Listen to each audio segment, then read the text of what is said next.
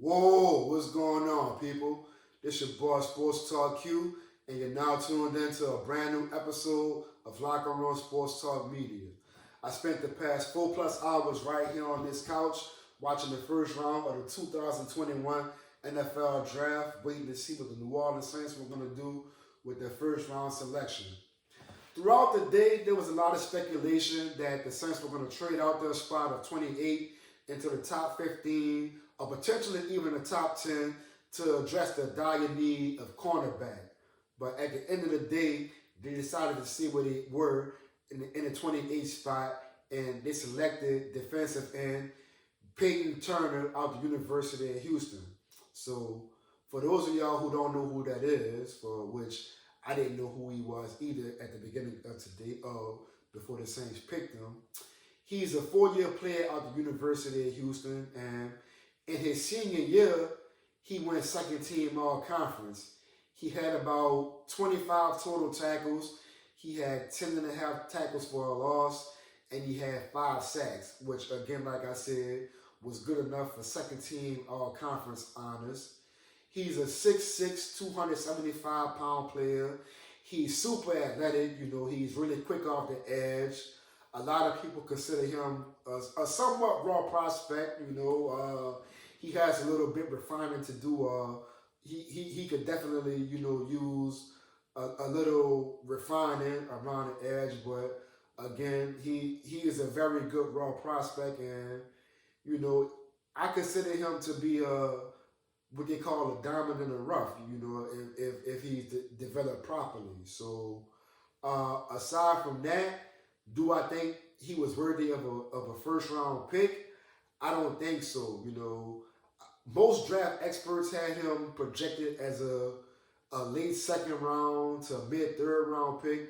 You even have some people that projected him as a fourth round pick, according to Pro Football Focus. So based on that, I think the Saints going way up to the first round to pick him was a big reach. And as a matter of fact, I think this reeks of 2018 first round Saints pick Marcus Davenport, which he is a productive player, but based on the price you paid for him, it hasn't really paid dividends. And another way that he's related to Marcus Davenport is the fact that he's not always available.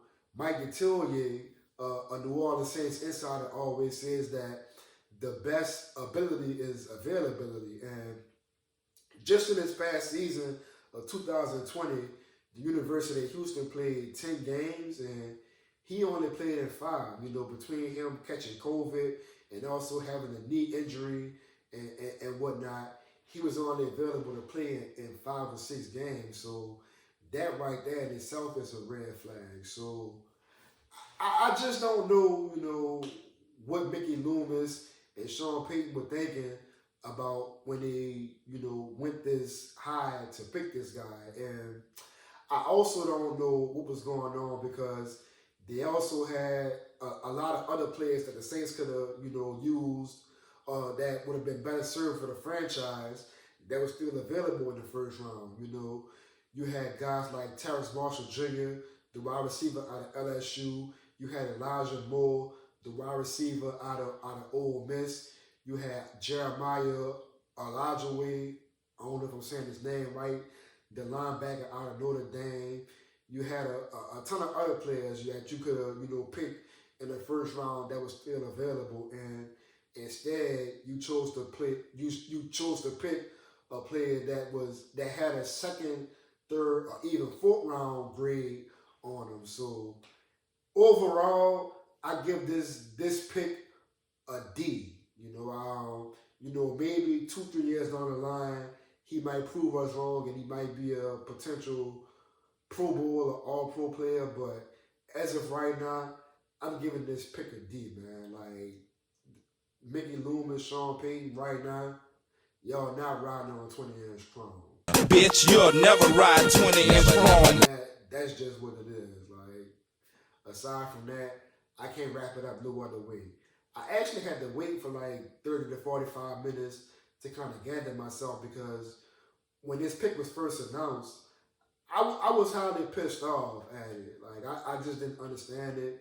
I still don't understand it now, but I'm just trying to wrap my head around it, and I'm thinking about the potential upside and the potential that he might have to be really productive in our defense.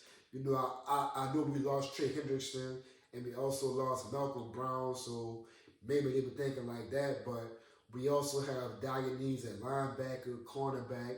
We could also use a number 2 wide receiver opposite Michael Thomas. So I just don't see how y'all passed up, how the Saints front office passed up on all those players to pick this guy.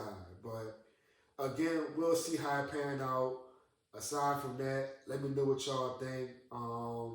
Like, comment, share this video. Subscribe to my YouTube channel. Follow me on all social media platforms at Sports Talk Q. And aside from that, I'm going to holler at y'all later, man. I'll see y'all in the next video. Peace.